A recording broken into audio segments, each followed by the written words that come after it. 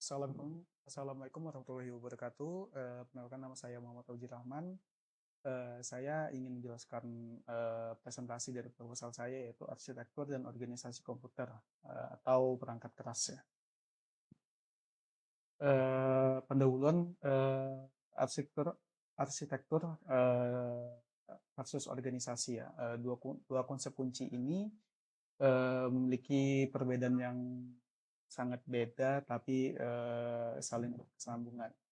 Arsitektur komputer berfokus pada konsep abstrak dan desain logis, sementara organisasi komputer mengacu pada implementasi fisik dan bagaimana komponen saling terhubung. Hardware adalah fondasi fisik dari sistem ini. Tanpa hardware, perangkat lunak seperti software tidak akan bisa berjalan, menjadikannya elemen krusial dalam dunia komputisasi. Apa itu hardware? Jadi hardware itu adalah semua komponen fisik dari sistem komputer yang dapat dilihat dan disentuh secara langsung. Itu ada 4. Pertama input, kedua processing, ketiga storage, dan keempat itu output. Klasifikasi perangkat keras utama yaitu perangkat masukan atau input device, itu ada keyboard, mouse, scanner, mikrofon, touchscreen atau sensor biometrik sendiri ya.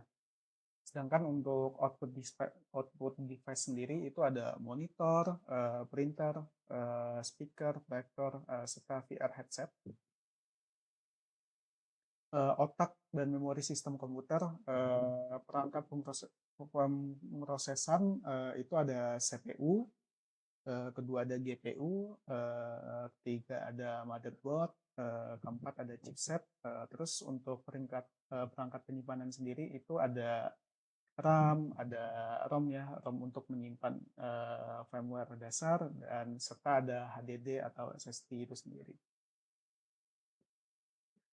Organisasi internal CPU dan hierarki memori, efisiensi sebuah komputer sangat bergantung pada bagaimana komponen internalnya diatur, terutama struktur CPU dan bagaimana memori diakses. Struktur internal CPU sendiri itu ada ALU, ada control unit, ada register, sedangkan hierarki memori diatur dalam tingkatan berdasarkan kecepatan. Semakin dekat ke CPU, semakin cepat, tetapi kapasitasnya lebih kecil.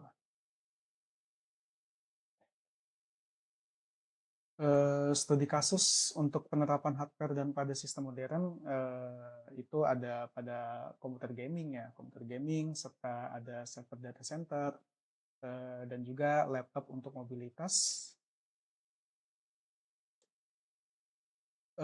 Dampak perkembangan perangkat keras.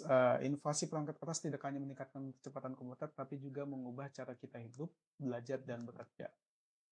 Contohnya ada 4 ya, ada 4. Yang pertama itu untuk pendidikan, kayak perangkat interaktif memfasilitasi pembelajaran digital. Dari segi bidang kesehatan, alat medis canggih seperti MRI dan CT scan. 3 itu di industri dan bisnis, untuk robotika yang dianalisis data besar didukung oleh server. Dan keempat itu hiburan, smartphone, konsol game, dan smart TV. Tantangan untuk masa depan sendiri ada untuk tantangan saat ini. Yang pertama itu adalah konsumsi daya yang tinggi, kedua harga komponen yang cukup mahal, ketiga masalah limbah elektronik. Jadi ini yang menjadi sumber ketika limbah-limbah itu sendiri bisa kita kelola ya. Dan juga keterbatasan material semikonduktor. Jadi perangkat-perangkat elektronik ini sendiri membutuhkan komponen-komponen itu ya, dan juga kompleksitas desain yang meningkat. Untuk arahan perkembangan sendiri adalah meningkatkan efisiensi daya, pengembangan material baru, komputerisasi kuantum untuk tugas spesifik, chip neuromorphic yang meniru otak, dan yang terakhir adalah arsitektur yang lebih terdesentralisasi. Untuk penutup, perangkat keras adalah fondasi yang tak terlihat namun esensial dari revolusi digital.